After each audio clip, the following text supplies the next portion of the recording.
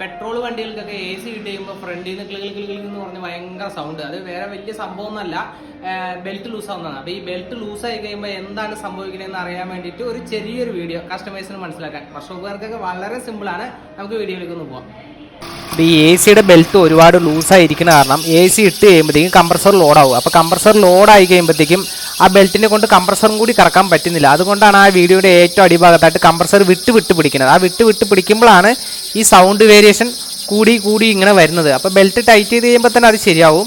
അത് നമുക്കൊന്ന് ജസ്റ്റ് കാണാം. ചില ഡീസൽ വണ്ടികൾക്കും എ സി ഇടുമ്പോൾ ഇങ്ങനത്തെ സെയിം കംപ്ലയിൻറ്റ് വരാറുണ്ട്. പിന്നെ കൂടുതലും പെട്രോൾ വണ്ടികൾക്കാണ് വരുന്നത്. പിന്നെ എ സി കംപ്രസറിന് സെപ്പറേറ്റ് ബെൽറ്റ് വരുന്ന എല്ലാ വണ്ടികൾക്കും ഈ കംപ്ലയിൻറ്റ് ബാധകമാണ്.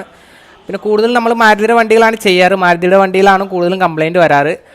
പിന്നെ കോമൺ ആയിട്ട് വരുന്ന ഡ്രൈവ് ബെൽറ്റുകൾ വരുന്ന വണ്ടികൾക്ക് ചില അപൂർവം കേസുകളിൽ അങ്ങനെ സൗണ്ട് വരാറുണ്ട്. അപ്പോൾ ബെൽറ്റ് ടൈറ്റ് ചെയ്ത് കഴിഞ്ഞപ്പോൾ തന്നെ അത് ശരിയായി. ഞാനത് ഒന്ന് കാണിച്ചു തരാം, അതിൻ്റെ ഒരു വീഡിയോ കാണിച്ചു തരാം.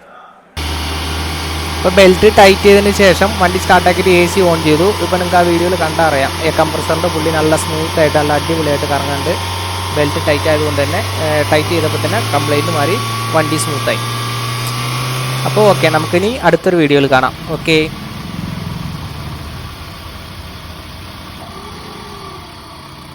ഓഫ് ചെയ്താണോ? ഓഫ് ചെയ്ത്